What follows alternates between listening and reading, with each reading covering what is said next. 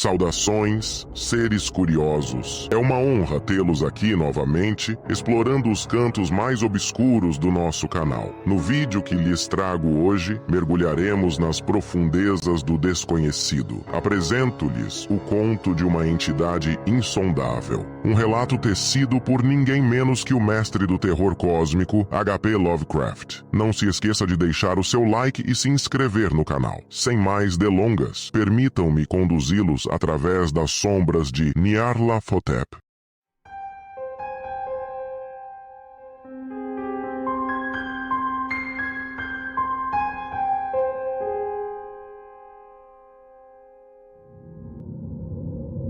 Eu sou o último que resta e contarei ao vazio que houve.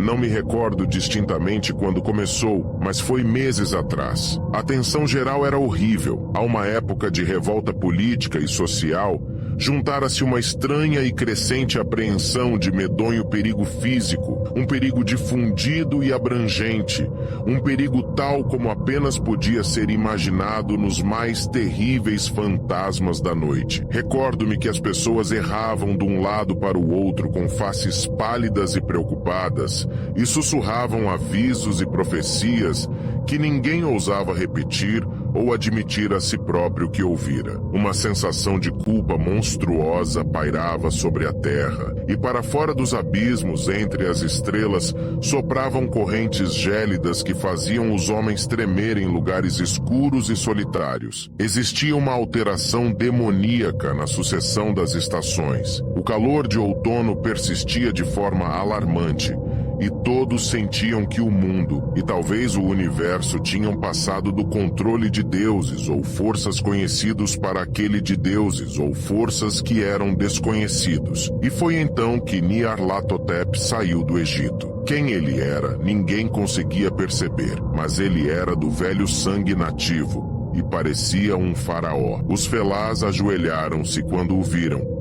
Contudo, não conseguiam dizer porquê. Ele disse que havia superado a negridão de 27 séculos e que tinha ouvido mensagens de lugares fora deste planeta. Para as terras da civilização veio Nyarlathotep, moreno, esbelto e sinistro, sempre adquirindo estranhos instrumentos de vidro e metal e combinando-os em instrumentos ainda mais estranhos. Ele falou muito das ciências, da eletricidade e da psicologia, e fez demonstrações de poder que faziam os seus espectadores afastarem-se mudos, e que, contudo, faziam crescer a sua fama até magnitudes descomedidas. As pessoas aconselhavam-se umas às outras a ir ver Nyarlathotep e estremeciam, e aonde Nyarlathotep ia, o sossego desaparecia, pois as primeiras horas da manhã eram rasgadas pelos gritos de pesadelo. Nunca antes tinham os gritos de pesadelo sido um tal problema público. Agora,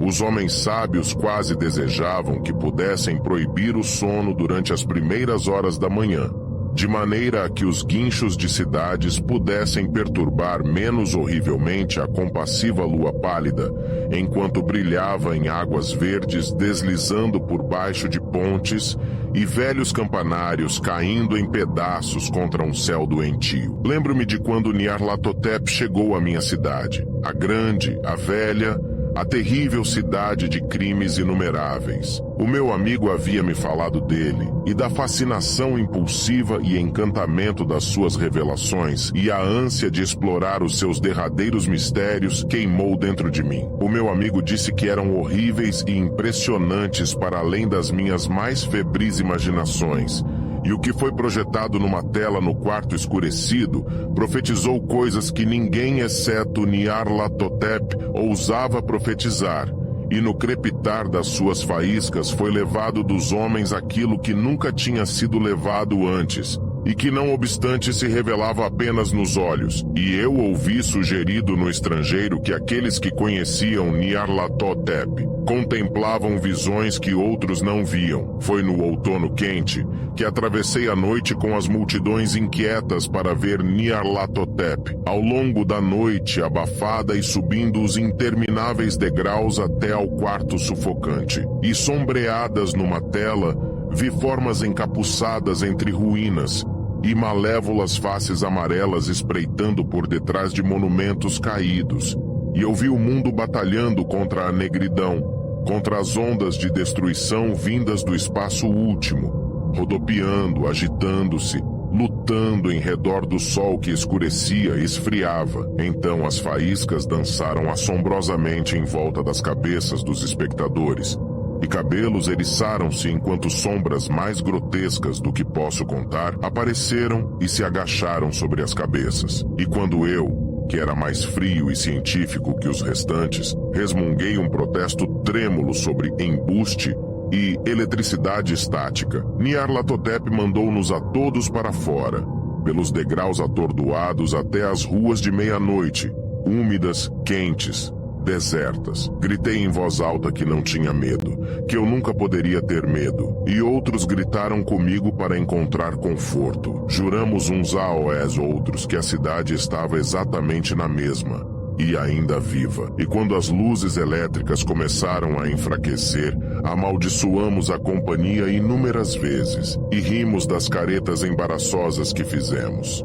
Penso que sentimos algo descer da lua esverdeada, pois quando começamos a depender da sua luz, demos por nós vagueando no meio de curiosas formações involuntárias em marcha, e parecíamos saber os nossos destinos, embora não ousássemos pensar neles. Numa ocasião olhamos para o pavimento e descobrimos as pedras soltas e deslocadas pela relva, e mal uma linha de metal enferrujado a mostrar por onde os elétricos se haviam movido. E outra vez, vimos nós um elétrico, solitário, sem janelas, dilapidado e quase caído de lado. Quando fitamos em redor o horizonte, não conseguimos encontrar a terceira torre à beira-rio, e notamos que a silhueta da segunda torre estava dentada no topo. Então, dividimos-nos em colunas estreitas, cada uma das quais parecendo atraída numa direção diferente.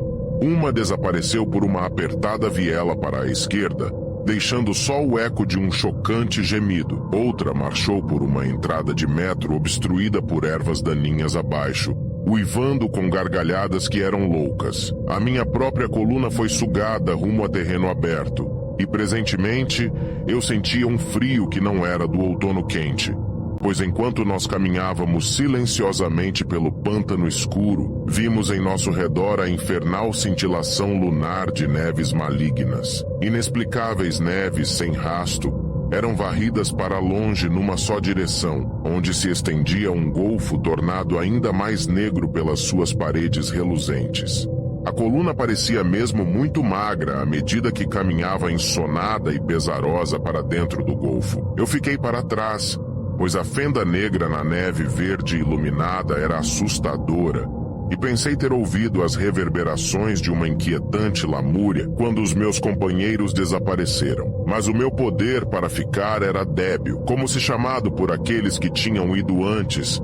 Eu, como que flutuei por entre as titânicas massas de neve, tremendo e amedrontado, para dentro do vazio vórtice do inimaginável, formidavelmente racional, ou pasmadamente delirante.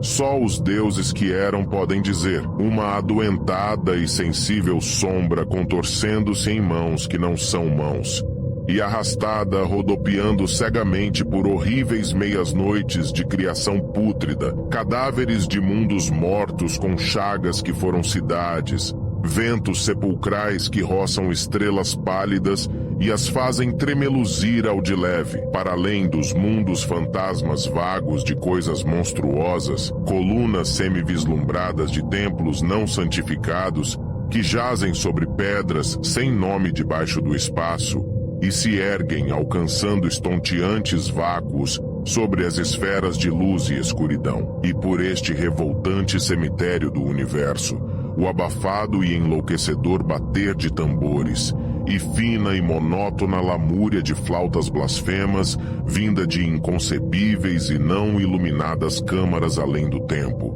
O detestável martelar e assobiar ao som dos quais dançam lenta, desajeitada e absurdamente os gigantescos e tenebrosos deuses supremos, as gárgulas cegas, mudas e imbecis cuja alma é Nyarlathotep.